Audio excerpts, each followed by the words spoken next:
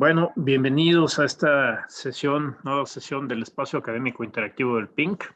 En esta sesión vamos a abordar temas relacionados con el agua, ¿no?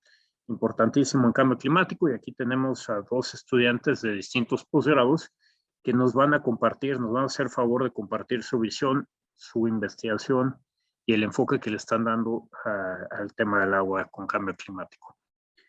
Primero nos va a platicar un poco Ángeles Baltasar Lazo, que está en el posgrado de Ingeniería Civil Hidráulica de la UNAM. Nos va a hablar de su trabajo, que es Metodología para las Políticas de Operación de Presas considerando cambio climático, degradación de cuencas y sequías y aumento en la demanda. Y después de ella vamos a tener a Remington Ann Rule, que ella es del posgrado de Ciencias de la Sostenibilidad en la UNAM. Y ella nos va a platicar del impacto climático, el impacto de cambio climático en la política binacional para la gestión sostenible de los acuíferos transfronterizos compartidos entre México y los Estados Unidos. Los dos son temas súper interesantes con muy distintas perspectivas y que vamos a aprender mucho. Y invito a todos los que nos estén acompañando a pues que cumplamos digamos, el motivo de este tipo de reuniones, que es también dar retroalimentación a los estudiantes de posgrado que están trabajando temas de cambio climático. Bueno, pues ya no le quito más tiempo a Ángeles. Ángeles, bienvenida, muchísimas gracias por estar aquí con nosotros y pues cuéntanos de tu trabajo, por favor. Buenos días. Primero que nada, muchas gracias por la invitación. Voy a compartir pantalla.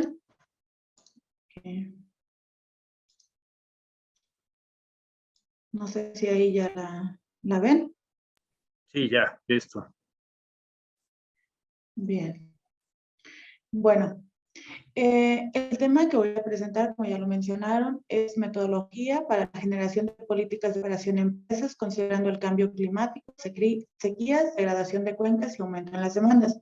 Esta investigación está bajo la tutoría del doctor Carlos Escalante Sandoval, en la Facultad de Ingeniería Civil de la UNAM.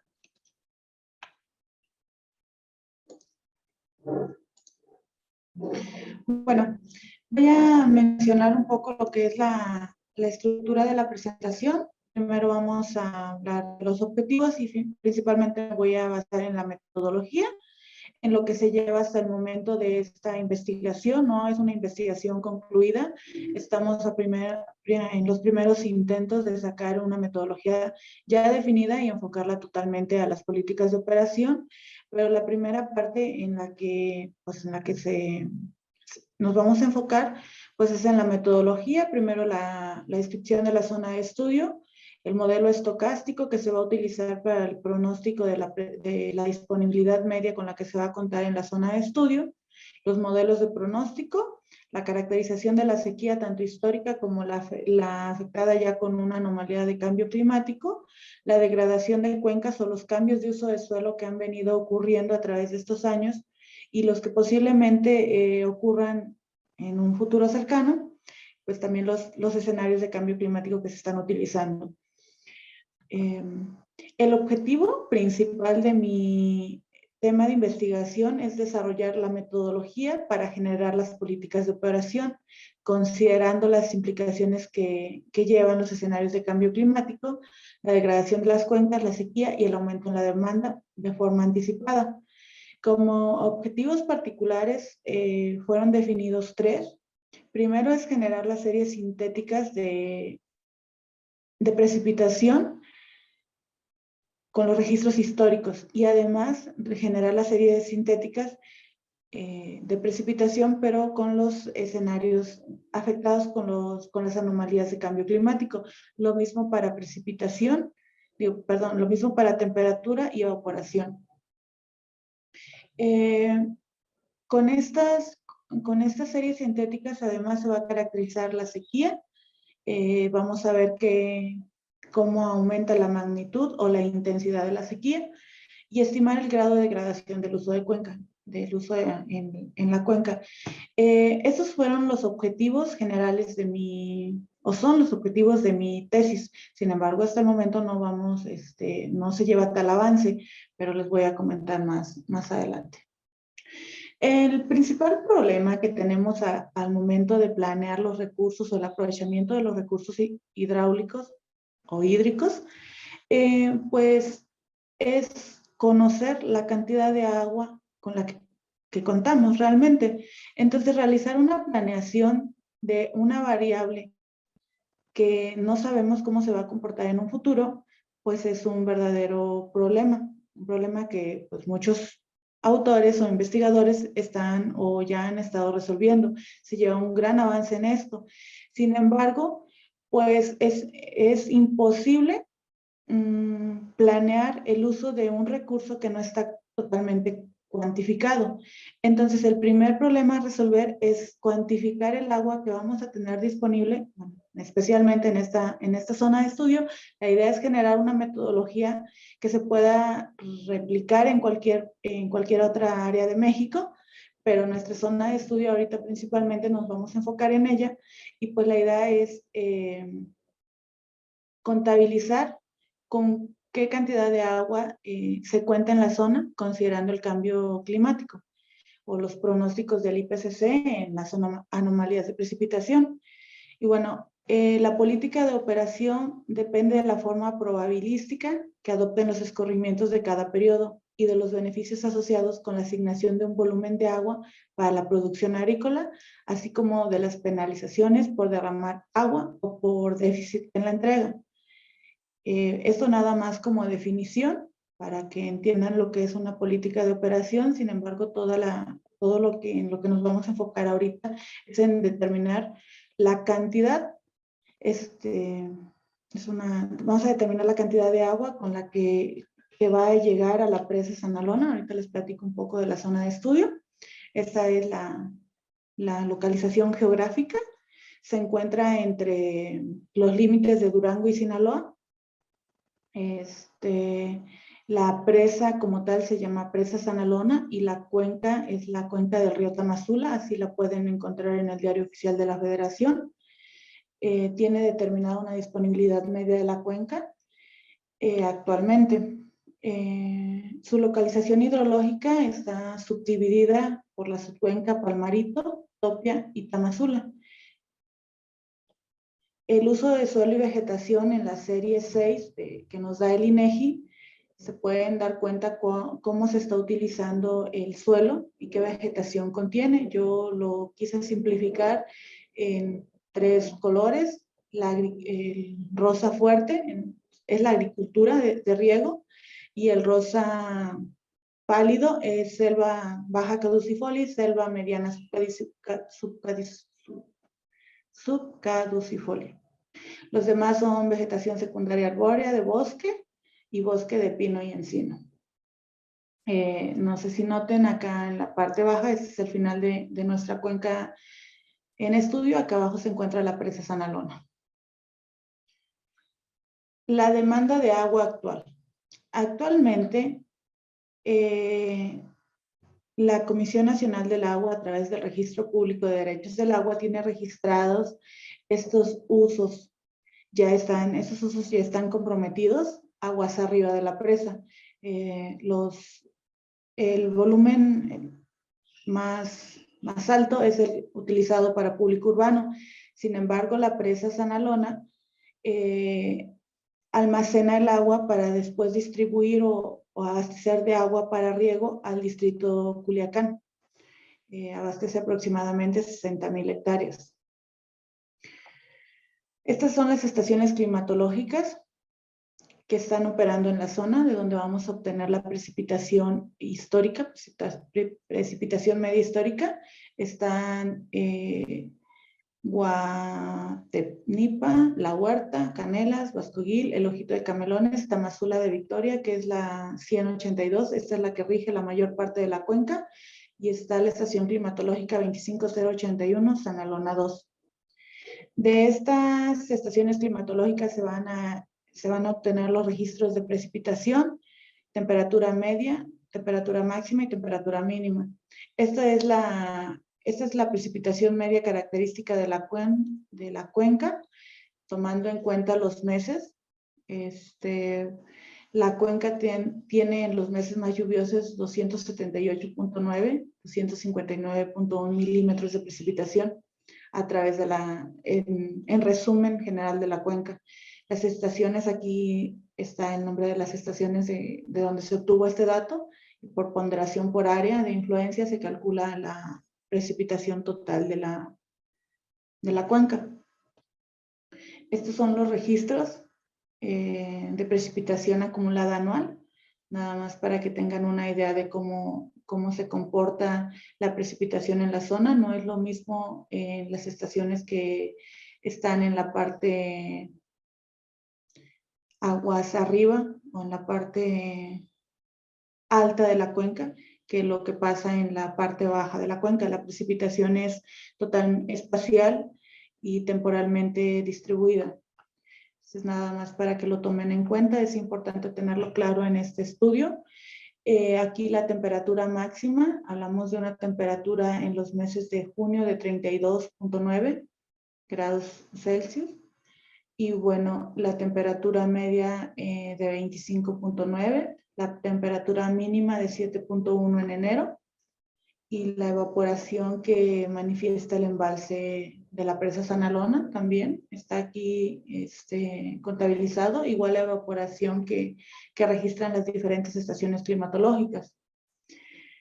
La zona de estudio cuenta con estaciones hidrométricas. Estas son las que registran el caudal que escurre por los ríos o el que entra a una presa o el que sale de la presa. Entonces contamos con la estación hidrométrica Tamazula, que está aguas arriba del embalse, y la estación hidrométrica Sanalona 2, que registró en su momento el gasto que escurría antes de que se construyera la presa. Esto también es muy importante para determinar lo que pasa antes y después de construir la presa. Tenemos los datos. Estas hidrométricas se encuentran operando y este es el volumen de escurrimiento que han registrado. Esta es la hidrométrica 187 de Tamazula. Tiene aproximadamente unos 680 millones de metros cúbicos como escurrimiento anual. Esta es la distribución. Las características generales de la presa Sanalona son una altura de 81 metros. Tiene una capacidad útil de 805 millones de metros cúbicos. Ahí pueden ver la foto del vertedor de la presa y una foto de la estructura de la cortina. Más abajo, tiene una longitud de corona de 1 kilómetro aproximado. Estas son las características generales de la presa Sanalona. Tenemos la gráfica de elevación, área, capacidad, donde podemos determinar a diferente nivel en el que se encuentra la altura, la capacidad que tiene de almacenamiento. Es una presa monitoreada por Conagua, dentro de las 180 presas principales que monitorea de manera diaria. Contamos con la información de volumen de escurrimiento de entrada, calculado de forma indirecta, los gastos de salida por obra de toma, que son los que registra la Conagua, y el almacenamiento diario que tiene. Esos datos son muy importantes a la hora de realizar el pronóstico que se va a llevar a cabo en esta investigación. Esta es la información que les mencionaba, el volumen mensual de extracción por la hora de toma. Esta es el volumen de entrada a la presa, calculado de manera indirecta, sumando la evaporación y los gastos de los volúmenes de obra de toma. Aquí un esquema muy, muy general de cómo vamos a ir obteniendo los datos. Tenemos un volumen de entrada calculado de manera indirecta. Tenemos la pérdida de evaporación medida en la presa por una estación climatológica, y tenemos el volumen de salida por obra de toma, pues medido directamente, porque lo mide Conagua y lo tiene en su página de monitoreo de presas.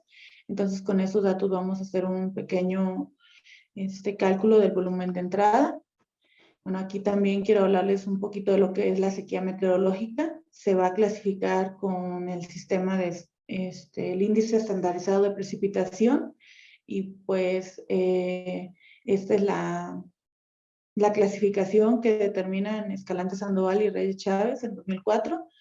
Nos hablan de una clase extremadamente húmeda hasta una clase extremadamente seca. Esto también va a ser importante más adelante. Esta es la sequía que se presenta. Aquí todavía no vamos a hablar de magnitud e intensidad de la sequía. Esta es la sequía meteorológica histórica, que normalmente es, bueno, la sequía que pasó, que tenemos conocimiento de ello. Esta sequía meteorológica viene del análisis de la precipitación con el índice estandarizado de precipitación y bueno, podemos ver picos abajo de -2 en algunas estaciones. Estos picos son los que hablan de una sequía extremadamente seca en varias estaciones. Solo voy a presentar 4 por cuestiones de tiempo y solamente con el único objetivo de caracterizar la zona, de que sepan que la zona, a pesar de estar en una parte, no en el desierto, pues también presenta sequías y ha presentado a través de los años sequías muy fuertes en 1980, en 2012, en 1996. Bueno, ha presentado diferentes sequías meteorológicas. Esta es la sequía meteorológica con cambio climático en el RCP 4.5. Este ya es un pronóstico. A las sequías, a los registros de precipitación histórica se les afectó con una anomalía, con la anomalía de precipitación que nos indica el IPCC en el RCP 4.5. Y bueno, podemos ver que para diferentes tiempos, para un mes, para 6 meses y para 12 meses, pues la sequía se puede notar con mayor intensidad. Podemos ver cómo las sequías aumentan o disminuyen en algunas estaciones. Esta es la 150. Tiene una magnitud de sequía muy fuerte en estos años. Bueno, le hicimos lo mismo con la anomalía de precipitación de cambio climático para el RCP 8.5 y lo mismo podemos contabilizar ahí cómo se verían afectados. No estamos hablando de una sequía meteorológica extrema que se vaya a repetir cada año, sin embargo ya tenemos una idea, una comparativa de lo que pasó históricamente y de lo que podría llegar a pasar en un futuro, considerando el cambio climático.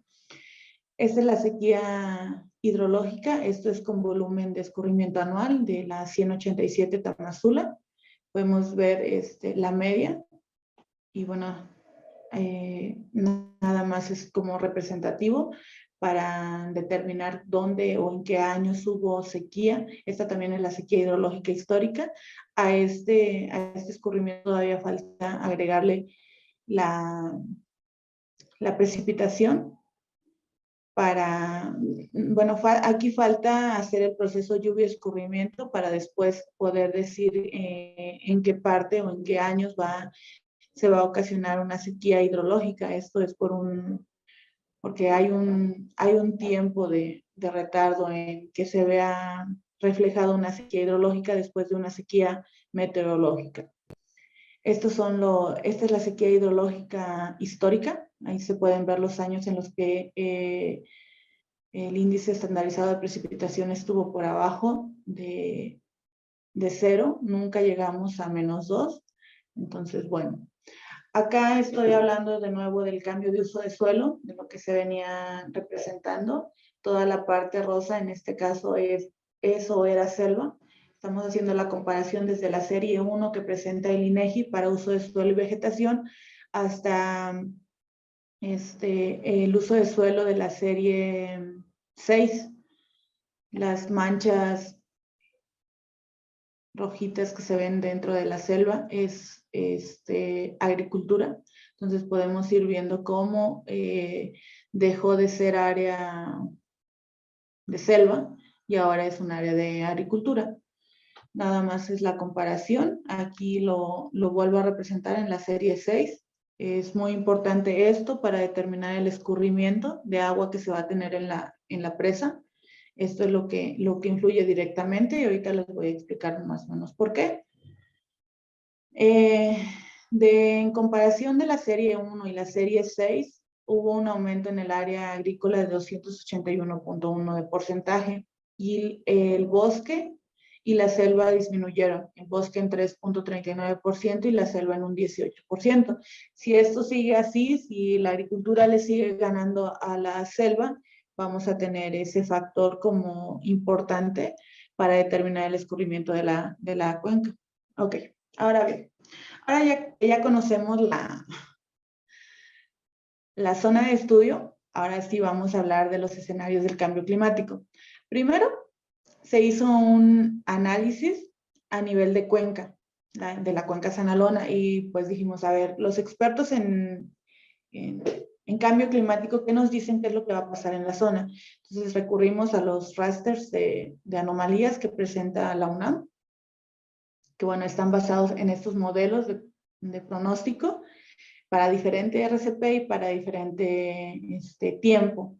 Entonces, a nivel de cuenca, determinamos cómo es que va a variar. Por ejemplo, el modelo M5, en un tiempo de 2015 a 2039, ya tiene que para la cuenca Sanalona va a haber una disminución de menos 12.3 en enero, un aumento de 13.46 en julio.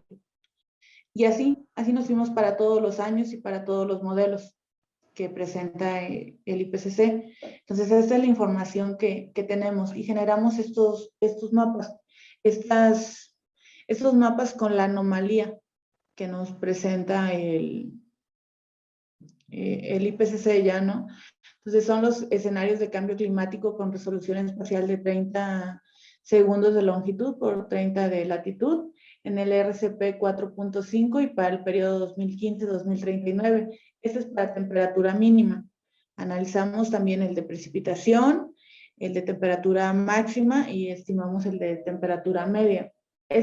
Con esta información fue que se logró llenar esta tabla. Nosotros fuimos haciendo el ponderado por área y sacamos de cuánto se trataba o cuánto tenían pronosticado. Sin embargo, bueno, aquí viene lo de temperatura máxima con el mismo procedimiento. Lo que nos está diciendo que va a aumentar casi 1 grado en la temperatura media, la temperatura mínima. Bueno, aquí, antes de seguir con todo esto, pues quiero hacer como bueno, quiero mostrarles el esquema de lo que es toda la metodología para que entiendan un poquito, si no es que ya los perdí. Para nosotros es importante tener como información básica o como información base las series históricas de precipitación, temperatura, evaporación, para que con esto podamos calcular un escurrimiento. El escurrimiento va a ser el que dé el volumen de entrada a la presa. Entonces, a través de estas series históricas vamos a generar las series sintéticas a través de un modelo estocástico. Este modelo estocástico va a ser un modelo de multivariado periódico, es el PARMA 1.1. A este modelo, estos modelos estocásticos es un modelo matemático que depende de una variable aleatoria, que en este caso es la precipitación, y con esto pues podemos pronosticar, por así decirlo, a futuro lo que puede pasar. Sin embargo, si lo hacemos nada más con las series históricas, sin tomar en cuenta lo que los escenarios de cambio climático ya nos están diciendo que va a pasar en la zona, pues simplemente estamos ignorando una parte muy importante. Lo que tratamos de hacer en esta metodología o en esta investigación es tomar en cuenta estas anomalías de cambio climático y meterlas para generar las series sintéticas de forma multivariada. Después de esto, después de que ya tengamos en las series sintéticas la anomalía de precipitación, ahora sí volvemos a hacer el modelo hidrológico o la ecuación de balance, donde aquí vamos a depender de la precipitación.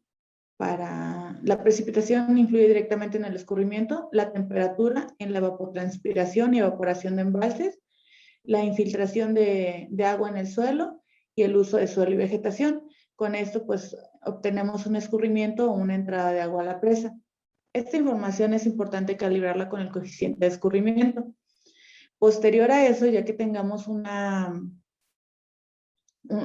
serie histórica con anomalía con el cambio climático, podemos señalar si van a existir sequías, sequías meteorológicas e hidrológicas.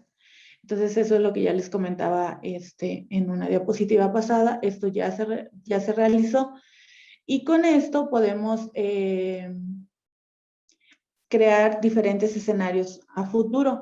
En algún escenario, pues, bueno, en el primer escenario vamos a ignorar que existe el cambio climático. Simplemente nos vamos como se viene realizando hasta ahora, utilizando las series históricas. En un segundo escenario vamos a tomar en cuenta que el cambio climático, bueno, las anomalías de precipitación que ya están determinadas en los escenarios de cambio climático, pero que además puede haber un aumento en la demanda. La presa Sanalón está dedicada al riego de 60,000 hectáreas del distrito de Río de Culiacán. Y también, pues, al abastecimiento público urbano y a la generación de energía eléctrica. Tiene turbinas para generación de energía hidroeléctrica de una capacidad de 14 megawatts. Bueno, entonces, ¿qué va a pasar cuando la zona de riego necesite más agua? ¿Qué va a pasar cuando la población, de hecho la proyección de población aguas abajo de la presa, va en aumento? Entonces vamos a necesitar extraer más agua de esta presa.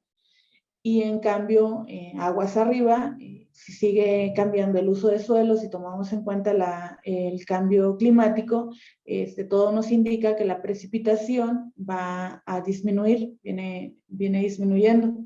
Entonces, si combinamos entre el aumento en la demanda, el cambio de uso de suelo, ya sea que los bosques vayan a ser deforestados o que en su caso, como ya se vio, la agricultura le esté ganando espacio a la selva, bueno, eso también nos impacta directamente y al final de cuentas todo esto va a terminar en una política de operación de la presa. Nada más para darles como un contexto muy general de lo que igual ya les estaba platicando, pero para que sigamos, tengamos una idea más clara o general de cómo es que el cambio climático nos va a afectar en prácticamente todo el ciclo hidrológico, pero que al final pues nos afecta en la política de operación. Bueno, aquí las anomalías de precipitación. En las diapositivas pasadas yo les estaba mostrando la anomalía de precipitación a nivel de cuenca.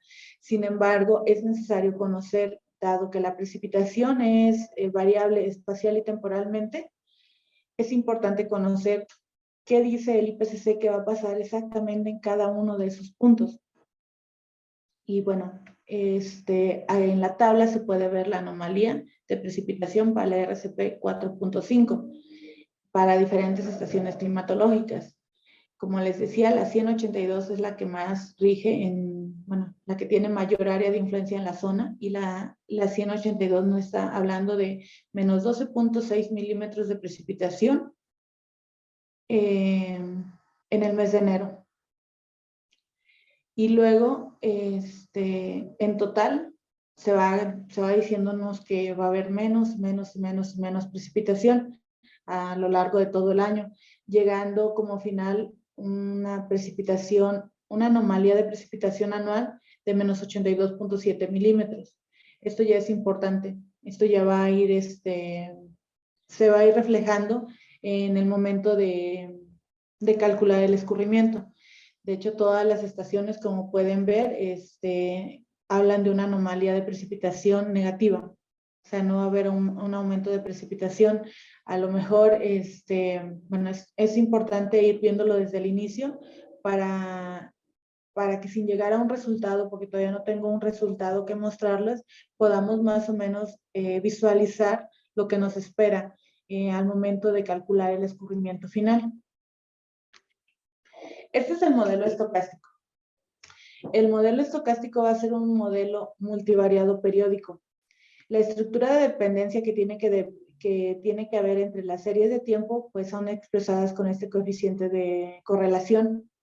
Este coeficiente toma en cuenta la dependencia que existe entre más bien la independencia que debe existir entre la precipitación que cae en una zona media con la que cae en una zona alta, no depende una de la otra, y eso nos puede facilitar el usar un modelo estocástico para predecir o pronosticar. Esto simplemente, bueno, son matemáticas. Aquí muestro los coeficientes periódicos que se tienen que obtener. Bueno, es importante señalar que el modelo estocástico va a ser multivariado porque va a tomar en cuenta varias estaciones climatológicas y también va a ser periódico, porque si bien se inicia con un pronóstico anual, después va a ser desagregado a una serie mensual para así ir pronosticando mes con mes cuánto es lo que vamos a estar recibiendo no de precipitación, sino ya de volumen de gasto de entrada a la presa. O sea, todo este análisis de precipitación se lleva a cabo para poder después concluir en un volumen de escurrimiento o un gasto de escurrimiento, está lo mismo, pero nuestra desagregación sería de manera de la serie anual a una serie mensual. Estos va a ser con el modelo básico temporal, que para series estacionales. Y bueno, este es el modelo de pronóstico, con la idea de planear los aprovechamientos hidráulicos. El modelo de pronóstico todavía no llegamos, sé que lo voy a utilizar más adelante. Y bueno, aquí vuelvo a hacer otro esquema de la metodología para dejar más claro el contexto de cómo es que nos va a ir afectando el cambio climático o por qué es importante tomar en cuenta las anomalías de cambio climático en la disponibilidad, bueno, en el cálculo de disponibilidad media de una cuenca. Aquí, por ejemplo, esta es la metodología utilizada. Está basada, bueno, esta es la metodología oficial que se utiliza para estimar la disponibilidad media de una cuenca y está basada en la norma 011 de Conagua y fue modificada en 2015. Pero a grandes rasgos la menciono. El primer factor es determinar cuál es el volumen de aportación de aguas arriba de la cuenca. En este caso no tenemos una cuenca aguas arriba que aporte agua a la cuenca del río Tamazula. Vamos a calcular el gasto propio por cuenca propia. Este gasto o este volumen viene totalmente del coeficiente de escurrimiento, tiene una relación directa con la precipitación en el área de la cuenca y el coeficiente de escurrimiento. El coeficiente de escurrimiento tiene que ver con el tipo de suelo y el uso de suelo y vegetación. Esto es muy fácil de entender. Si es una zona urbana que todo está con concreto, pues todo el agua escurre. Si estamos hablando de un bosque, pues la mayor cantidad de agua que precipita en la zona se queda en la zona y con esto calculamos un coeficiente de escurrimiento. La precipitación, esta es la que se vería afectada directamente por la anomalía de cambio climático, anomalía de precipitación de cambio climático en sus series de tiempo. El área de cuenca se mantiene constante y todo esto pues, nos va a dar un volumen de entrada a la presa en gastos mensuales y anuales. De este lado tendremos el gasto por cuenca propia. Aquí en el uso de suelo y vegetación, si el cambio de uso de suelo sigue la tendencia a cómo va, pues tendríamos un menor coeficiente de escurrimiento y eso complica o se ve reflejado al final en el volumen de entrada a la presa. Aquí también manejo los retornos por el uso agrícola, esto es meramente un cálculo de porcentajes. Las importaciones, no tenemos una importación de otra cuenca que nos lleve agua a la presa.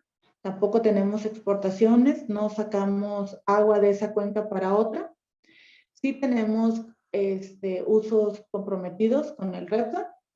Ya anteriormente mencioné que la mayor cantidad de agua que se utiliza aguas arriba es para el público urbano.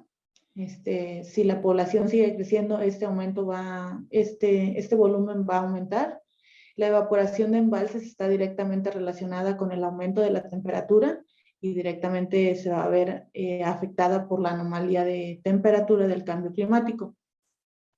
Con todo esto calculamos un volumen medio anual de escurrimiento y la disponibilidad de la cuenca, de agua en la cuenca, va a estar determinada por el volumen medio anual de escurrimiento de la cuenca, que es todo esto, menos el volumen comprometido aguas abajo. Entonces, el volumen comprometido aguas abajo es el volumen que está destinado para riego. Recordemos que la presa está dedicada al riego de 60,000 hectáreas del distrito de riego de Culiacán. Entonces, si es necesario un aumento en la producción de alimentos, también va a ser necesario un aumento en el volumen de agua para riego. Y bueno, en total esto nos da la disponibilidad de agua en la cuenca, y ahí están en los puntos donde el cambio climático nos hace ver. Bueno, es importante señalar que no podemos seguir calculando la disponibilidad media de la cuenca sin tomar el cambio climático, las anomalías de precipitación y temperatura. Y bueno, eso es todo. No sé si tengan alguna pregunta. Muchísimas gracias, Ángeles. Muy interesante. Tenemos varias preguntas, de hecho. A ver, espérame. Aquí tenemos una. Mario López Pérez pregunta, ¿la sequía hidrológica, o más bien nos dice, la sequía hidrológica se mide a través de un índice estandarizado de escurrimiento y no a través de lluvia, el SPI? No sé si quieres contestar algo. Sí, así es. Fue un error aquí en mi presentación. La sequía meteorológica es la que sí se calcula con el índice estandarizado de precipitación. La sequía hidrológica no se hace en la misma metodología. Fue un error que tuve aquí en la presentación, pero sí, totalmente de acuerdo. Y bueno, después nos pregunta que el IMTA generó para el INEC los rasters y bases de datos para lluvia y temperatura para esos mismos escenarios de cambio climático. Son muy diferentes a la UNAM. Yo esperaría que no sean muy diferentes porque son los mismos y lo único que se hizo fue como una especie de interpolación o algo por el estilo. Deberían de parecerse mucho, pero digo, no sé qué digas. Sí, yo tomé en cuenta los rasters que generó la UNAM. Cuando dices UNAM, ¿te refieres a los que están en UNIATMOS o cuáles son? Sí, los que están ahí. Uh-huh. Y no comparé con los que generó el IMTA.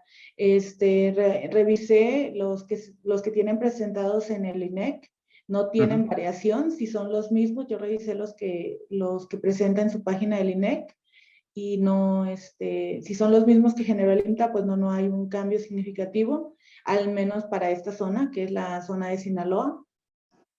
Para la cuenca sanolona. Lo demás no lo revisé ni lo comparé, solamente tomé en cuenta estos valores para esta zona. Ya hasta donde yo sé, a lo mejor me equivoco, pero los que están en el INEC son los de UNIATMOS, me da la impresión, porque generaron también el sistemita de consulta y todo este rollo. No, pero bueno, habría que ver. Y ahí yo tengo un par de preguntas, ahorita sigo con las preguntas que están aquí en el chat, pero me gustaría hacerte un par de preguntas.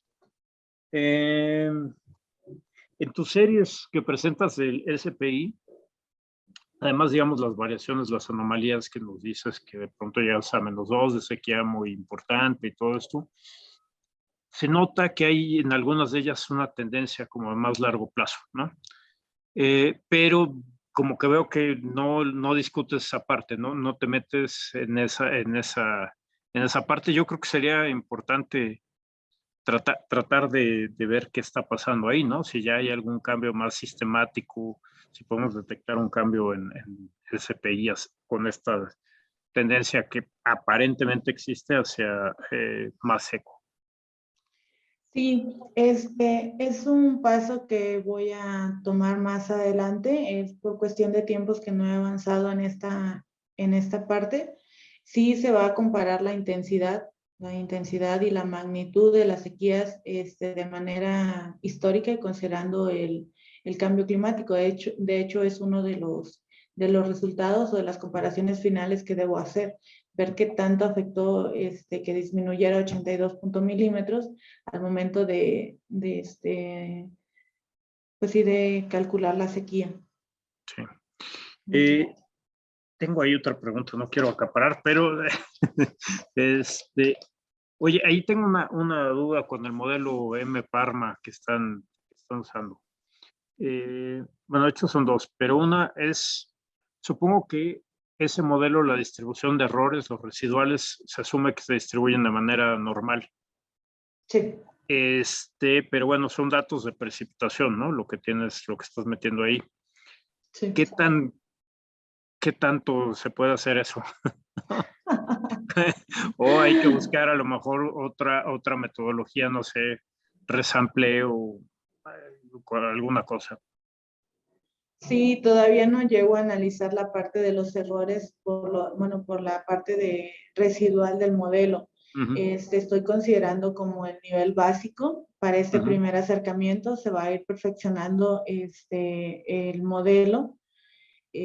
Pero sí, la idea es utilizar un modelo multivariado Parma para resaltar la variación que existe entre estaciones y pues para hacerlo de manera periódica, pero matemáticamente al momento de hablar de los residuales, no me he metido a ver qué tan factible o qué tan bueno puede ser ese acercamiento mediante el modelo, tomando en cuenta que sí se toma una distribución normal y no necesariamente es así, ¿no? Ese es un supuesto. Sí, y ahí relacionado, bueno, no con la distribución, pero relacionado con el modelo, están checando, o bueno, acabo de decir que todavía no, pero una recomendación que les haría es que chequen si hay estacionalidad, ¿no? Sí. ¿No? Que los Sí. parámetros no se salgan del círculo unitario, etcétera, ¿no? Esas cosas, ¿no? Sí, no lo mostré, todavía no tengo ese dato. De hecho, es una de las primeras cosas que se tiene que realizar, verificar que no exista estacionalidad. Que exista estacionariedad, perdón. Sí, sí, entonces es de los primeros pasos que tendría que haber realizado. No lo presenté aquí en la presentación, pero sí, es de lo que todavía tengo que verificar. Muy bien. Y ya, bueno, finalmente una recomendación. Cuando hables de cuestiones de cambio climático, de las proyecciones y esto, bueno, mi recomendación es que no te refieras a ellos como predicciones, ¿no? Porque escenarios son cosas distintas. Uno trata de encontrar, digamos, el valor real que tomará la variable, ¿no? Y el otro es, bueno, bajo ciertos supuestos, bajo ciertos, claro. ¿no? Entonces, bueno, y para no seguir acaparando aquí el espacio, Clemente aquí del PINC te pregunta, ¿cómo cuadra esta metodología que propone con la política estatal hídrica? No, pues no cuadra nada. Sí. El programa estatal hídrico se basa en la norma publicada de Conagua, con la manera tradicional de medir la disponibilidad media de una cuenca, y de ahí sale, ¿no? Hacia adelante con ese volumen medio, con ese planean todo. Ellos no están considerando los escenarios del cambio climático desde la norma 011 para determinar o estimar la disponibilidad media de la cuenca. Es importante. Sí, un poquito importante. Y finalmente, Ángeles, tenemos otra pregunta de Mario López Pérez que nos dice, ¿el modelo hidrológico es dinámico? Aparte de la variación de cambio climático en lluvia y temperatura, también se modeló el cambio en uso del suelo y vegetación, crecimiento agrícola, crecimiento de demanda por población.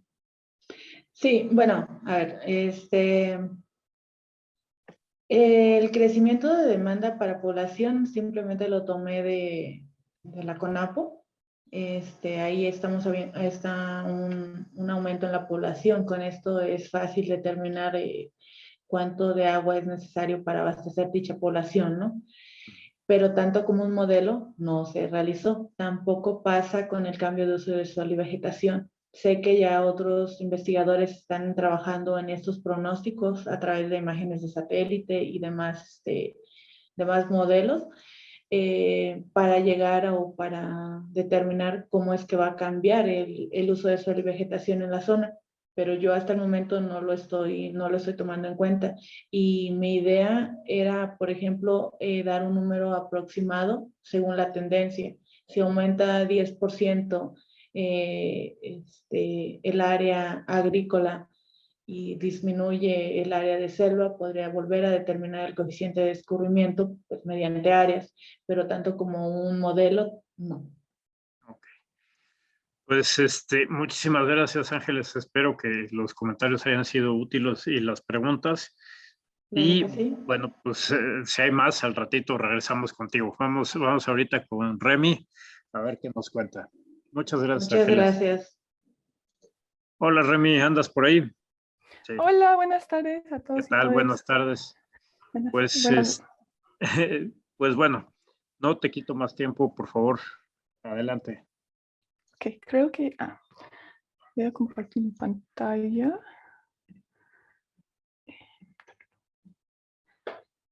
Bueno, antes de comenzar, quiero decir mis gracias por la invitación y a todos, todas y todes que están aquí presentes.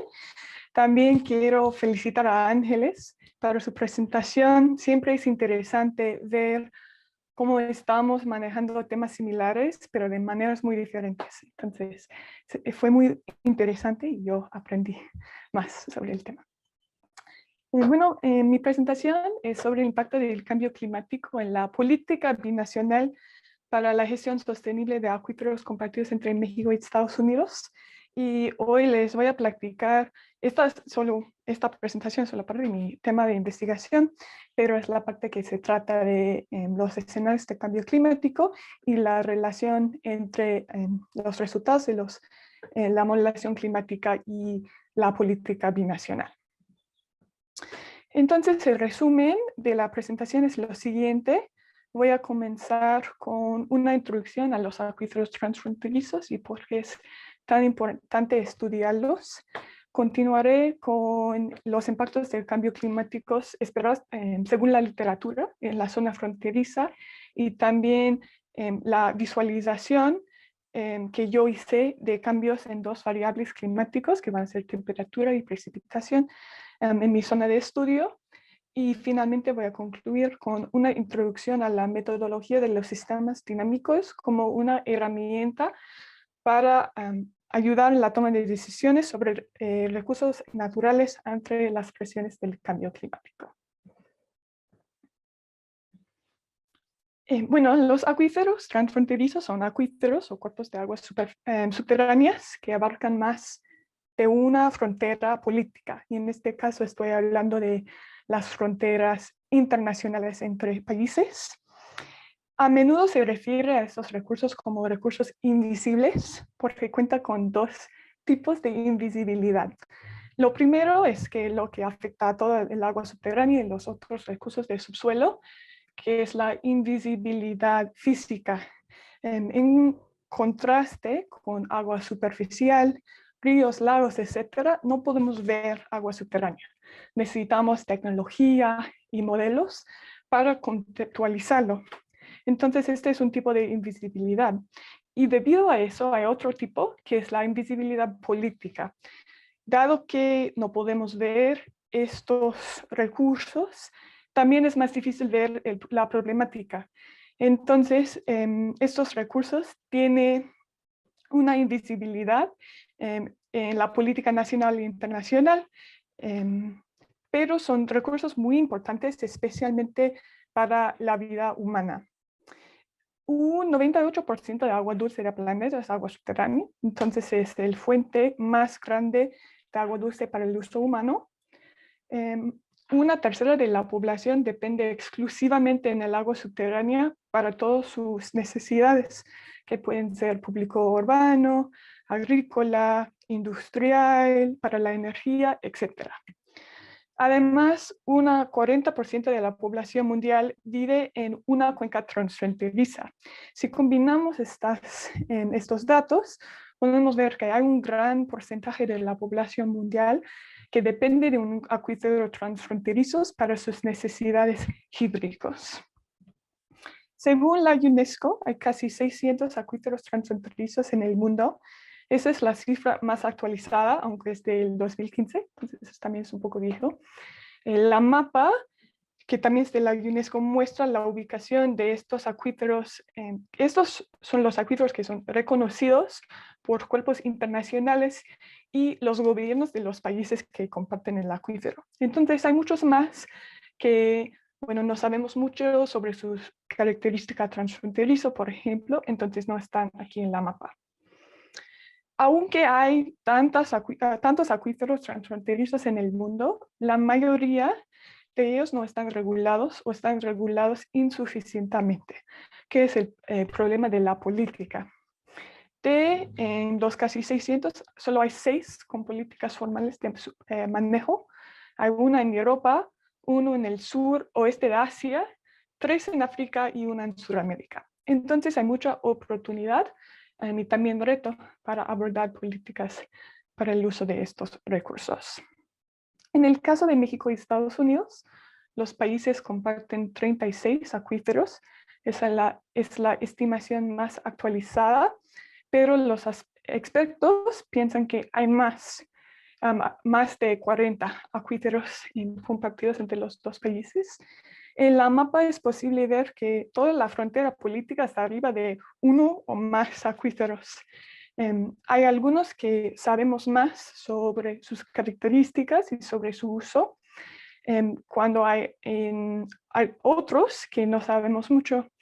Entonces, parte del desafío de trabajar con estos recursos es la necesidad de la información y también que cada acuífero es único y acuíferos que son vecinos pueden tener características físicas y sociales de su uso muy diferentes. Entonces, también hay una necesidad de cerrar la brecha sobre la información que aplica a estos recursos. En mi opinión, sería un poco miope hablar sobre esos recursos sin también incluir el impacto del cambio climático.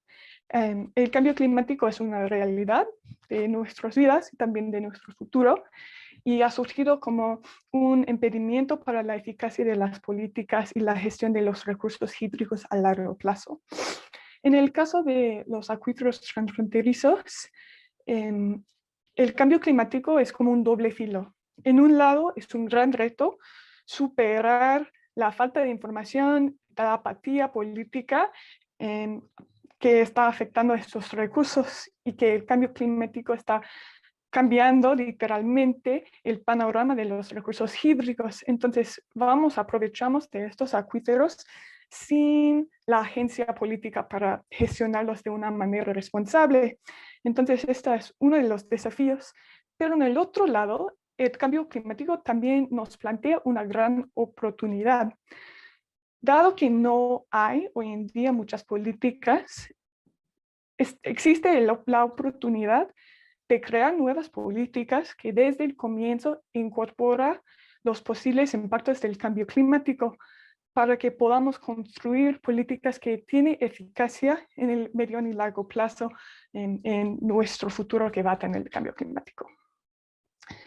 El escenario es interesante, el contexto es interesante cuando hablamos sobre recursos que están transfronterizos, dado que las jurisdicciones que se encuentran inmediatamente al otro lado de una frontera comparten regímenes climáticos y recursos naturales comunes y por consiguiente se enfrentan juntos al problema de cambio climático.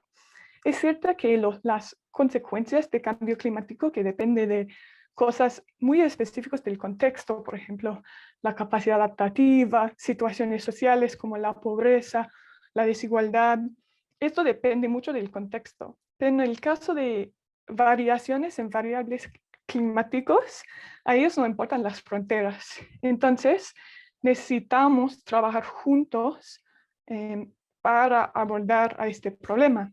Entonces, mi proyecto, que también yo quiero comunicar, es la necesidad de fomentar la cooperación y confianza mutua entre países, entre instituciones y entre individuos para seguir adelante en este tema.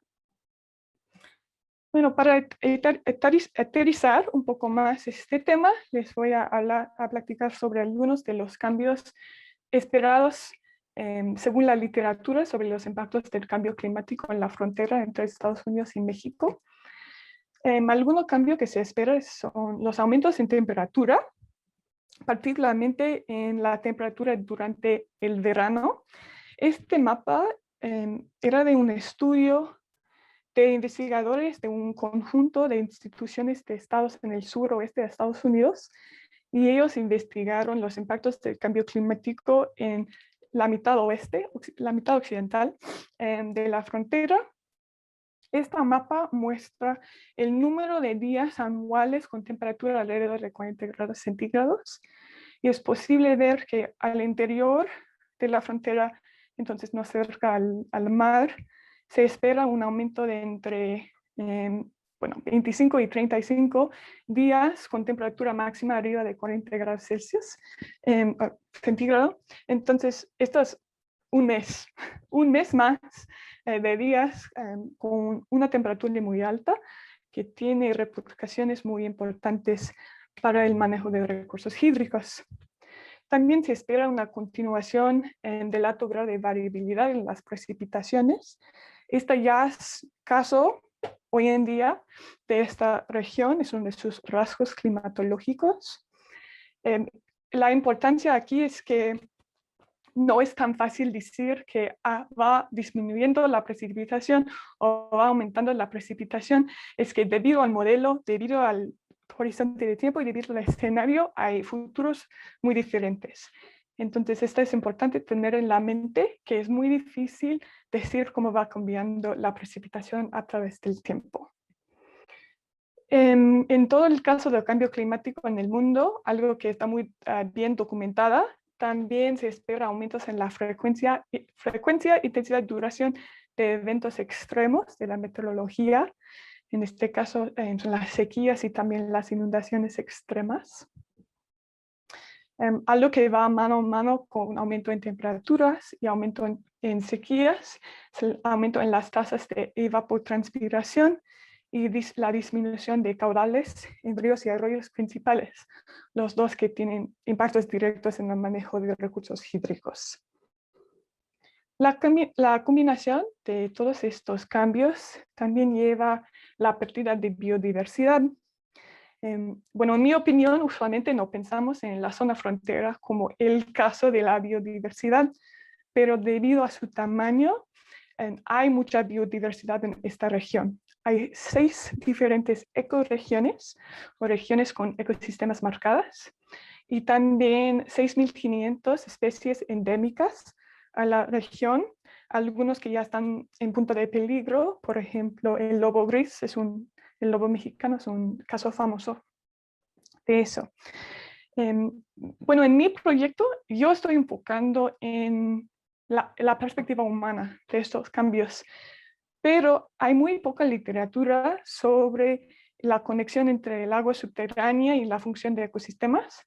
Entonces creo que esto también sería un proyecto muy interesante y un camino para la academia de estudiar más cómo está cambiando estos recursos, estos acuíferos transfronterizos y su impacto en la biodiversidad y la función de ecosistemas relacionados. Todos estos cambios son importantes cuando hablamos sobre el manejo de recursos hídricos, especialmente en este contexto, dado que las dos cuencas principales de la región, bueno, las únicas dos cuencas, que son las cuencas del río Bravo y río Colorado, ya tienen tasas muy altas de estrés hídrico.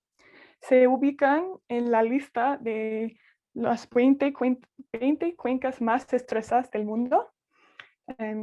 Entonces ya hay mucho conflicto, mucha tensión sobre el manejo de estos recursos. Las dos cuencas están sobreasignadas, lo que significa que hay menos agua que hay derecho al agua. Y esta ha resultado en conflictos y en aumentos en la tensión política entre los dos países. Entonces, cada año la presión y la dependencia en los acuíferos transfronterizos va aumentando. Entonces, también es oportunidad para disminuir o bajar un poco la tensión política y enfocar en trabajar juntos para una solución, porque el sentido, el idea de cooperación entre países aplica muchas más cosas que solo el manejo de agua, pero puede ser una manera de mejorar nuestra relación. Bueno, ya mencioné que se han identificado 36 acuíferos en la frontera y cada una es diferente. Entonces, para mi proyecto yo elegí enfocar en solo una, que es el acuífero Valle de Juárez, Pozo de Hueco, que es una de las más estudiadas. Está compartido entre los estados de Chihuahua, en México, y Texas y Nuevo México, en Estados Unidos. Es casi casi en el mitad de la frontera, en términos de su longitud. Forma parte de la cuenca alta del río Bravo y abarca un área total de 6.500 kilómetros cuadrados. Una de las razones para que este acuífero sea una de las más estudiadas es porque proporciona agua a más de 2 millones de personas. Es el fuente de agua para la ciudad Juárez. Un 98% de agua usada en la ciudad Juárez viene de este acuífero. Entonces, por muchos años, ambos gobiernos y instituciones de los dos países han estudiado este caso de acuífero Valle de Juárez, Pozo de Hueco. Esto es importante porque mucha de la información necesario, para mi metodología de sistemas dinámicos ya está disponible debido a estos estudios, pero en muchos casos de otros acuíferos no sabemos información suficientemente. Entonces, también necesitamos ir en paralelo, acumulando información científica y avanzando en la política para que ellos se puedan, apoyaros mutuamente entre sí, que la política necesita la ciencia y la ciencia necesita la política. Bueno, para determinar cómo va cambiando el manejo de este acuífero bajo los escenarios de cambio climático, yo hice una evaluación de los cambios utilizando modelos de CEMIP 6, que son los conjunto de modelos más actualizados de circulación general. Yo bajé los datos de WorldClim, entonces utilicé los modelos que están disponibles allí. Hoy voy a presentar resultados de 3 modelos, pero por mi proyecto estoy manejando 5 modelos. De estos modelos los evalué por los 4 escenarios disponibles, que son SCP-1 con RCP 2.6, entonces 2.6 watts por metro cuadrado de forzamiento radiativo, SCP-2 con 4.5, SCP-3 con 7.0 y SCP-5 con 8.5. Para los que no son expertos en el tema, esta es la imagen que describe cuáles son los SCPs. Hay 5, pero en WorldClim solo está información disponible para 4 de los 5. Entonces, yo evalué todos que están disponibles, que son estas que están subrayadas. Y también los evalué por 3 horizontes de tiempo, que es el corto, mediano y largo plazo. Yo elegí hacer eso porque a mí me interesa las opciones de la política por el futuro, pero las opciones son diferentes al corto plazo que al largo plazo. Entonces también es oportunidad de investigar la viabilidad de plantear una política hoy en día que nos va a servir por todo el siglo que viene. Antes de continuar, también les voy a mostrar los gráficos, 3 diferentes maneras de visualizar estos datos y cómo estas diferentes visualizaciones nos proporcionan información que puede ser útil en la toma de decisiones. Entonces, la primera manera es a través de una serie de tiempo. Esta es una serie de tiempo para la temperatura máxima mensual para el acuífero Valle de Juárez, Pozo de Hueco, bajo 3 escenarios del cambio climático. Aquí está el ciclo anual. La línea negra es el clima histórico y para los 3 horizontes del tiempo es posible ver que para todo el año se espera o se modela aumentos en la temperatura, pero los aumentos son más marcados durante la época del verano, con aumentos más grandes en pleno verano. Al corto plazo no hay tanta diferencia, sí hay diferencia, pero no es tan marcado entre los diferentes modelos, pero como va alentando el tiempo, vemos está como estratificando de los escenarios y también bajo ciertos modelos. Entonces, en como el mejor de casos, podemos decir, esperamos al fin de siglo, un aumento en solo 1,5 grados centígrados, con el peor de casos de más de 7 grados centígrados, que es un aumento increíble en términos de la temperatura máxima. Entonces, esta que muestra es la necesidad de abordar el tema de las emisiones de gases de efecto invernadero y quedarnos en, no sé, un camino con emisiones más bajas para prevenir un aumento de temperatura tan grande. Otra manera de visualizar los datos es a través de las anomalías, que son las derivaciones del variable en comparación con el clima histórico. Esa es una gráfica de las anomalías en precipitación para el Valle de Juárez, Pozo de Hueco. Las anomalías nos proporcionan información sobre cómo los modelos están modelando la información. Por ejemplo, este modelo de CNRM, por todos los horizontes de tiempo, tiene este sesgo negativo, que siempre está modelando una disminución en la precipitación. También este modelo de CAN ESM5, también vemos un sesgo que es, bueno, se mantiene la forma a través del tiempo, pero va ampliando la amplitud de los cambios, pero en todos los escenarios, en todos los horizontes de tiempo, podemos ver un aumento en la precipitación al principio de verano, con una disminución marcada al finales de verano, comienzo de otoño. Para todos los escenarios, solo lo que está la diferencia entre los escenarios es la amplitud. Entonces, estos dos, no sé, tienen formas muy marcadas en términos de cómo están manejando los datos climáticos.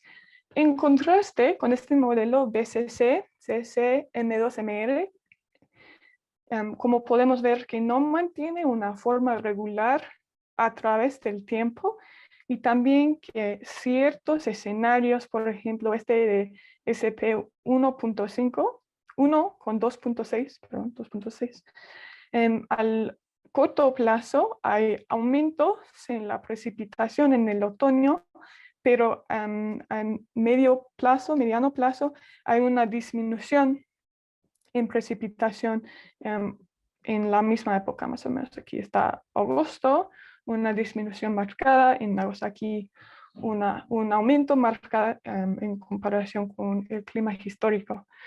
Entonces, esto demuestra este concepto de la variabilidad en la precipitación y qué tan difícil es decir y tomar decisiones que afectan la precipitación, porque el resultado depende mucho de cuál escenario elegimos y de qué modelo y en qué horizonte de tiempo.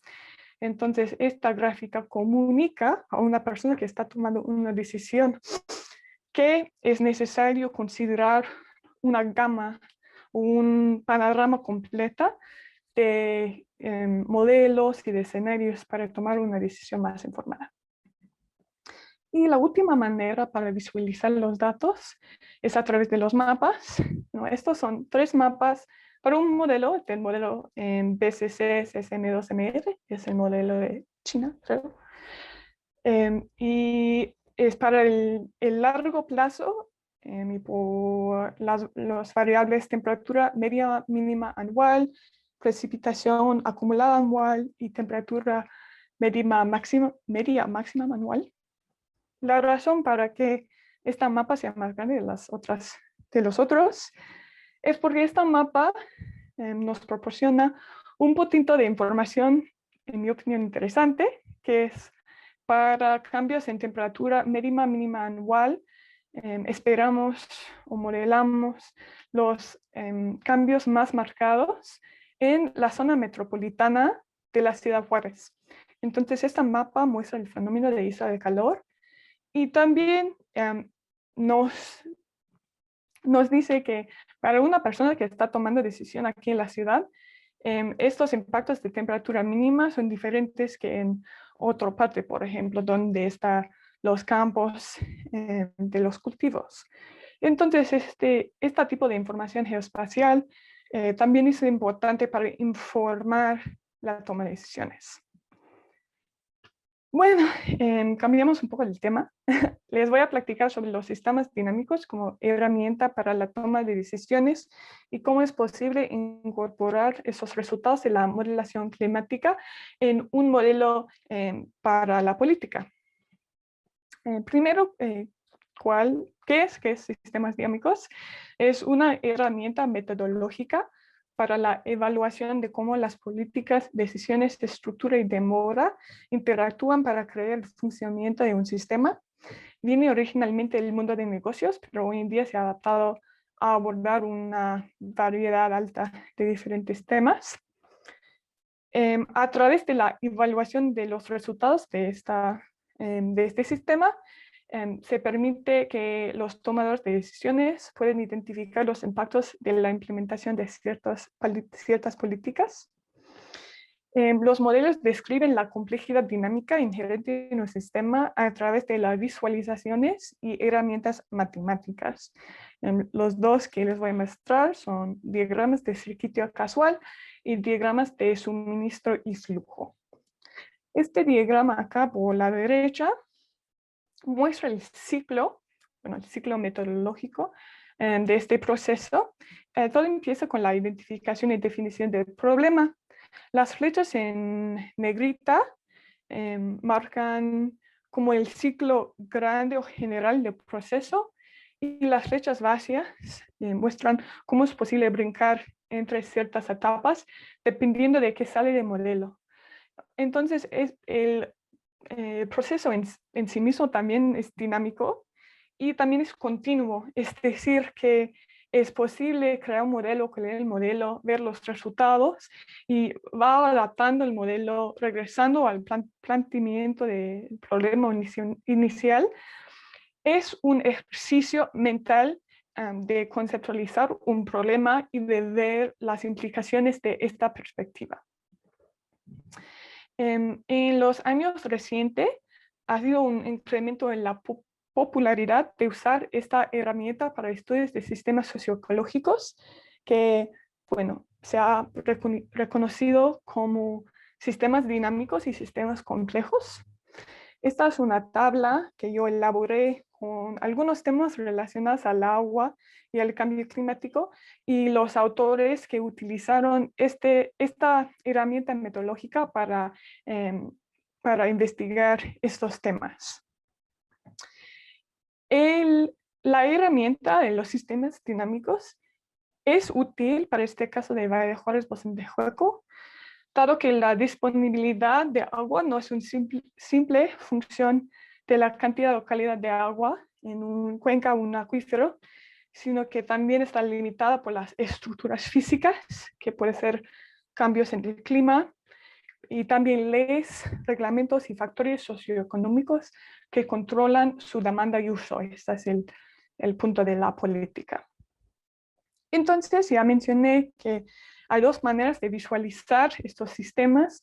El primero es a través de un diagrama de circuito casual que describe las relaciones entre las variables que participan en el proceso dinámico del sistema. Estos diagramas representan la estructura de retroalimentación dentro del sistema con el propósito de mostrar visualmente las casas de la dinámica. Entonces, este es un diagrama de circuito casual que yo hice para el uso de agua dentro del acuífero Valle de Juárez, Pozo de Hueco. Las flechas indican una relación entre variables. Tiene dirección que representa bueno, la dirección de influencia, que un variable influye en el otro, y también polaridad, que describe como la naturaleza de la relación. Polaridad positiva significa una relación directa, cuando polaridad negativa significa una relación indirecta. Entonces, este es el primer paso. Se dice que estos diagramas representan el hipótesis de la dinámica dentro del sistema.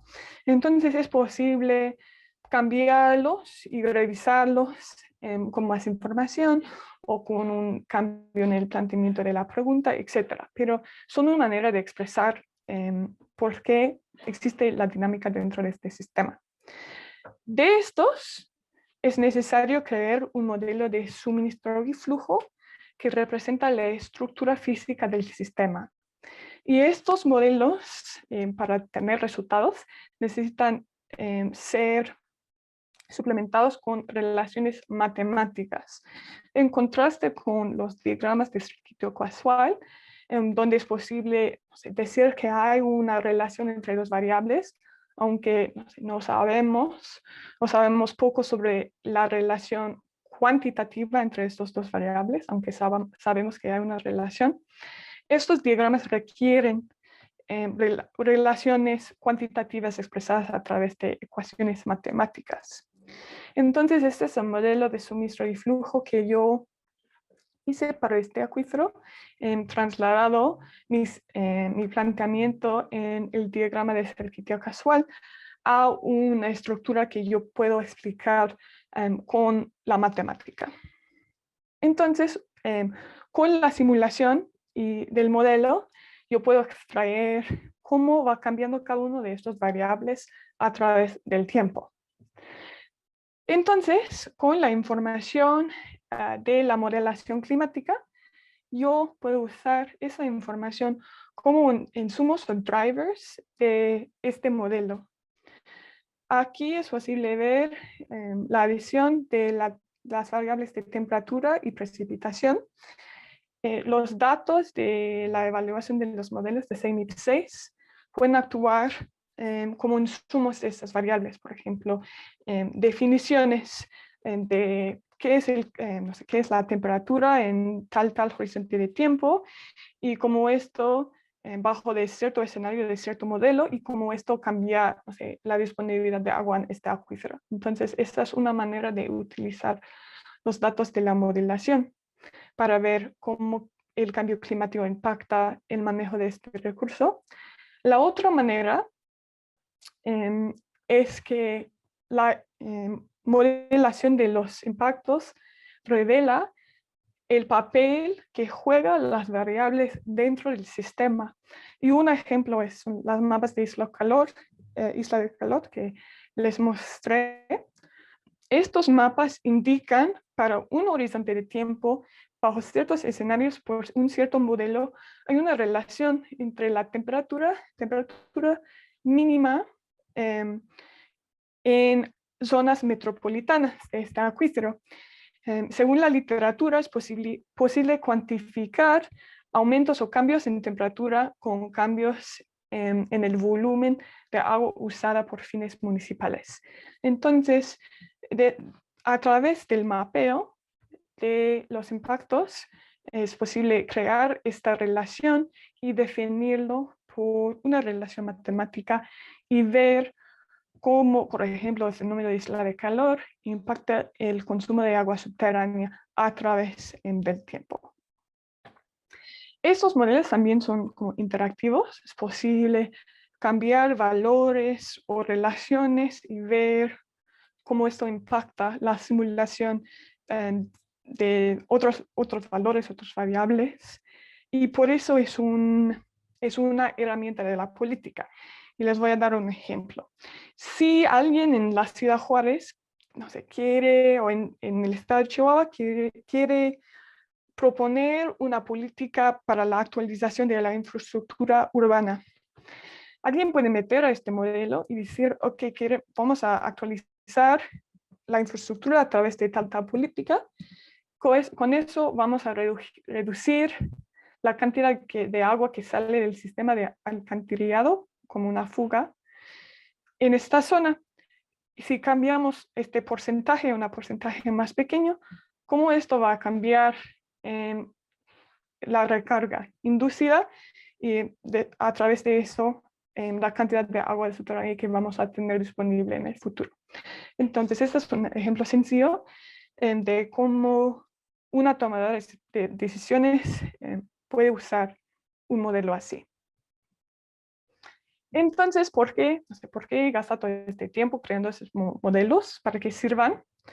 Creo que estos autores lo explican de una manera muy clara. Es que el modelo de sistema dinámico ayudará a proporcionar ideas y oportunidades alternativas para la asignación del agua del acuífero, el apoyo político y la planificación estratégica participativa para mitigar los impactos futuros. Los responsables políticos de la toma de decisiones puedan utilizar el análisis basado en escenarios para obtener un conjunto de soluciones óptimas y compensaciones entre acuíferos transfronterizos. Para mí el punto clave acá es el concepto de proporcionar ideas y oportunidades alternativas. Porque no existe una política, esta herramienta puede ser una manera de generar ideas, generar posibles caminos para va aumentando y va proponiendo políticas para el manejo de estos recursos. Los posibles beneficios de hacer este tipo de modelos y utilizarlos dentro del proceso político es de tener planeación a largo tiempo, de largo plazo, porque es posible modelar, no sé, correr un modelo por 100 años o algo así, y ver la eficacia a largo plazo de ciertas políticas. También aumentar la confianza mutua, cooperación y mejoramiento de la relación binacional. Perdón, es un error mío. Dado que estos modelos son interactivos y es posible crearlos desde su propia perspectiva, puede ser una manera de aumentar la cooperación entre ciertos grupos o partes interesadas. Por ejemplo, de tener un taller donde ciertas partes interesadas crean sus propios modelos o diagramas de ejercicio casual y comparan entre sí cuáles son las perspectivas existentes sobre cómo funciona este sistema. También los modelos son maneras de evaluar el control de contaminación y sobreexplotación de recursos y, por fin, la meta general, que es lograr la sustentabilidad hídrica del recurso. Bueno, esto es todo. Muchas gracias por escuchar. Aquí les dejo mi correo. Si alguien quiere contactarme para platicar, no sé, profundizar sobre un tema en particular. También tengo aquí mis referencias, solo para la presentación, pero si alguien está interesada en todas mis referencias para mi proyecto, con gusto les puedo compartir. Muchas gracias, Remy. Muy interesante la presentación. Hay varias preguntas por ahí. Y yo tengo, bueno, como los míos son comentarios técnicos, creo que igual te los digo rápido. Cuando presentas las gráficas de, bueno, como series de tiempo, digamos, los escenarios de cambio climático, nada más hay que notar ahí que para precipitación estás presentando una cosa y para temperatura otra. Sí. Temperatura estás presentando los valores absolutos, es decir, el cambio por cambio climático, ¿no? Cuánto cambia por este fenómeno, más la climatología, ¿no? En cambio, en precipitación estás presentando los deltas. Sí. Hay que tener cuidado ahí con la interpretación de que las variaciones que vemos es cuestión de variabilidad, en el sentido de variabilidad natural. Eso tiene más que ver con pues, cuestiones de cómo el modelo o los distintos modelos o en los distintos escenarios está respondiendo a cambios en el forzamiento externo, ¿no? Porque la variabilidad, si entiendo bien tu gráfica, estás presentando, digamos, como climatologías de 30 años o alrededor de no sé cuántos años, ¿no? Tienes los meses, pero realmente es climatología. Pues gran parte, digamos, de la variabilidad natural ya está planchada, digamos, por el proceso de sacar promedio ahí, ¿no?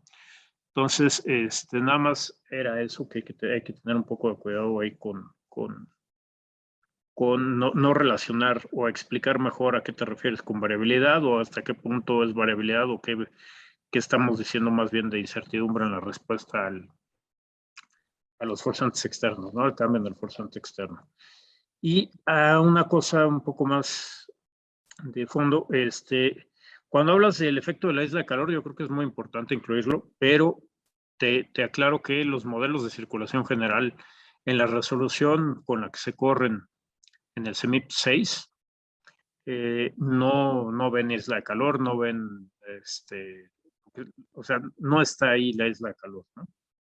El tipo de uso del suelo que usan y la resolución espacial, que en muchos casos, pues, digo, en el mejor de los casos está de medio grado por ahí, pero en muchos casos es de 2 grados o 1.5 hasta 3 grados. Entonces, pues una mancha urbana, pues no, digamos, no pinta ahí, ¿no? No se vería el efecto.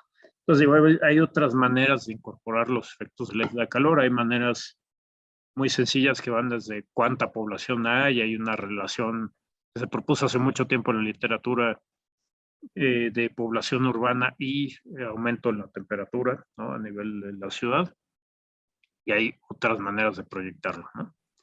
Entonces, yo creo que si le quieres entrar a esa parte, pues sería bueno ver estas otras fuentes de información, ¿no? Y bueno, esos son mis comentarios, pero hay varias preguntas. Aquí tengo, por ejemplo, espérame. Marcelo, saludos a ti también, gracias por estar aquí. Jorge Escandón nos pregunta, ¿cómo afectan las represas en la cuenca del río Colorado y sus propuestas de manejo en la dinámica del acuífero transfronterizo vinculado al Golfo de California y al Mar de Cortés?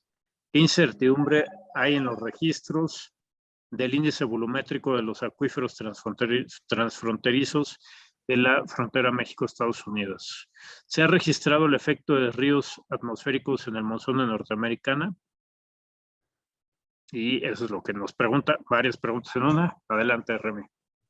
Okay. Bueno, voy a responder, bueno, de lo que puedo a esta pregunta.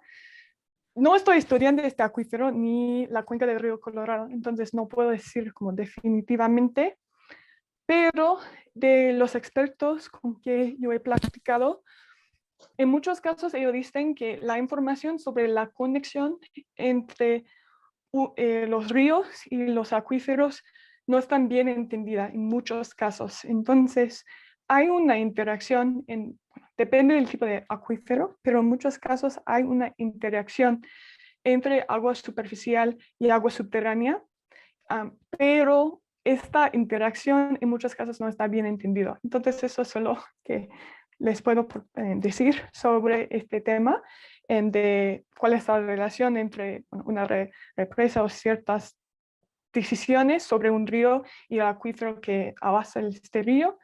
Requiere, no sé, más estudio para decir definitivamente cuáles son los impactos. Sí, muy bien. Tenemos una pregunta de Mario López Pérez. Te pregunta que si el modelo que estás usando es el WIP. No, ¿verdad? Estás usando un modelo dinámico que tú estás programando, bueno, estás desarrollando. Sí, no es un modelo WIP. El modelo, bueno, el concepto metodológico se llama Dynamic Systems Modeling. Viene del mundo de negocios estadounidense. aquí en las referencias creo que hay 3 libros que están fundamentales para entender qué es este tipo de modelaje. Esta de Balla, que se llama Systems Dynamics Modeling and Simulation. Esta de Forster, que es la original, Industrial Dynamics. Y también esta de Sturman, Business Dynamics Systems Thinking and Modeling for a Complex World. Entonces, esos explican el planteamiento como conceptual, teórico, y desde allí es posible aplicarlos a diferentes temas. Muy bien. Déjame ver, aquí tenemos otra pregunta de alguien que a lo mejor conoces, se llama Clemente Rueda. Ah, sí. Y nos dice, ¿qué dicen sobre las aguas subterráneas, tanto el Programa Estatal de Cambio Climático 2019 y la Política Estatal Hídrica 2020, supongo? Es que hay un 4 más. ¿Los has consultado? ¿Coincide con lo que estás estudiando? Ah, dice Política Estatal Hídrica 2040, perdón, ya abajo hace la aclaración.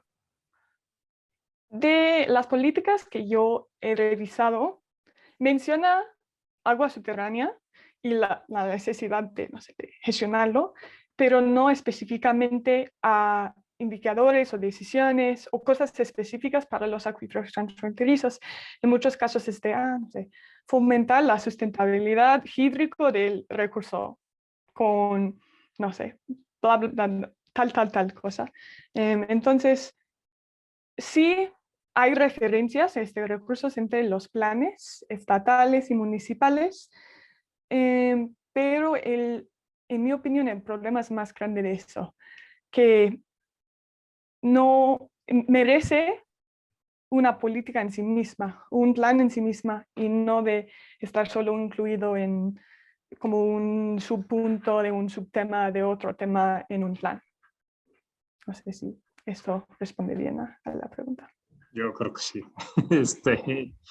Y Mario López Pérez también nos pregunta, ¿cuáles son tus hipótesis de políticas binacionales para este acuífero? Esta es una buena pregunta, porque esta es la segunda mitad de mi proyecto que no he presentado aquí. Pero como por la segunda mitad de mi proyecto estoy revisando los casos de acuíferos donde ya están políticas y estoy haciendo una revisión sistemática para identificar cuáles son las cosas que estas políticas tienen en común, pero también de decir cuáles son los desafíos generales o cosas que estas políticas no han alcanzado a lograr, etcétera, etcétera.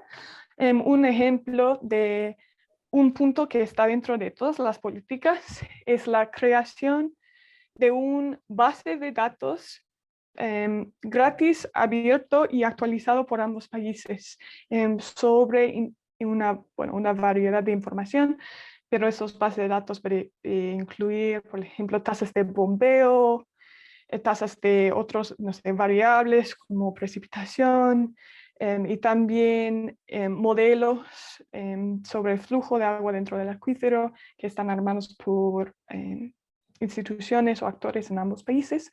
Entonces, de tener algo abierto para que alguien, persona normal, académico, persona de gobierno, pueda entrar y sacar datos necesarios para tomar una decisión. Eso sería muy importante. Y finalmente tenemos una pregunta de Jorge Escandón. En los usos municipales de agua, ¿cuál es el sector que tiene más consumo? ¿Cómo varía de municipio mexicano a municipio estadounidense? Bueno, hay 3 municipios en el lado mexicano. Está el municipio de Juárez, Guadalupe y Praje Guerrero. Y hay 2 en el lado estadounidense, El Paso y Huésped. Entonces depende, en el caso, por ejemplo, del municipio de Juárez, el uso más grande es uso público urbano, es 98%. En contraste, por ejemplo, con el municipio de Pajeris Guerrero, que es mayormente uso agrícola. Entonces, bueno, promedio en México, el uso más grande de este acuífero es para el uso doméstico urbano. En Estados Unidos es mitad uso urbano para la ciudad de Juárez y uso agrícola. y el uso agrícola en Estados Unidos aumenta en tiempos de sequía, que es un fenómeno documentado para esta región, que los agricultores sacan más agua subterránea cuando hay menos agua disponible en el río. Muchas gracias, Remy. Ahí yo no sé si Ángeles, que nos acaba de presentar, y tú, Remy, tengan pues algún intercambio, ya que vieron sus proyectos, si quieren platicar algo, si se pueden complementar, si pueden ver sinergias o algo por el estilo. Sí, por mi parte, hay mucho de como este procedimiento de los datos climatológicos y también de hacer la visualización, cuál es la mejor manera de comunicar cambios en temperatura, cambios en precipitación, y también de eso de crear un modelo de describir cómo estos cambios influyen en el manejo del recurso hídrico. Entonces, sí, con gusto, es un gusto conocer a Ángeles y espero que en el futuro podamos, no sé, mantener el intercambio de ideas sobre estos temas. Sí, estaría muy bien, ¿no? Creo que hay varias cosas en los proyectos de cada uno de ustedes que pudieran enriquecer al otro, ¿no? El uso del índice estandarizado de precipitación, los modelos estos que tú manejas dinámicos, etcétera, etcétera. No sé si, Ángeles, tengas algún comentario o... Claro que sí, me ayudaría mucho y yo creo que las dos se beneficiarían mucho de esto, ¿no? Bueno, bueno, si no hay algún otro comentario, pues les quiero agradecer muchísimo tanto a Ángeles como a Remy que hayan estado aquí. Están muy interesantes sus trabajos, creo que además son muy necesarios en México. El tema del agua, creo que a pesar de que es de suma importancia, el tema de agua y cambio climático todavía hay muchísimo que hacer y muchísimo que aprender, ¿no? Pues muchísimas gracias y pues nos estamos viendo para la siguiente sesión de el espacio académico interactivo del PINC, que creo, ahí corrígeme por favor Abril o Darío, creo que la próxima sesión va a ser un cursito. Es curso y soy yo, ¿verdad? Así es. Ah, bueno. Entonces, en ese pequeño curso vamos a hablar de escenarios de cambio climático para la toma de decisiones y para este tipo de proyectos, no tanto como para cuestiones de física de la atmósfera y esto, sino cuestiones más aplicadas. Entonces, bueno, pues ahí los invitamos y los mantenemos al tanto de qué fecha, qué horas y todo esto. Pues muchísimas gracias a todos por estar aquí. Un abrazo, cuídense mucho y nos vemos en la siguiente sesión.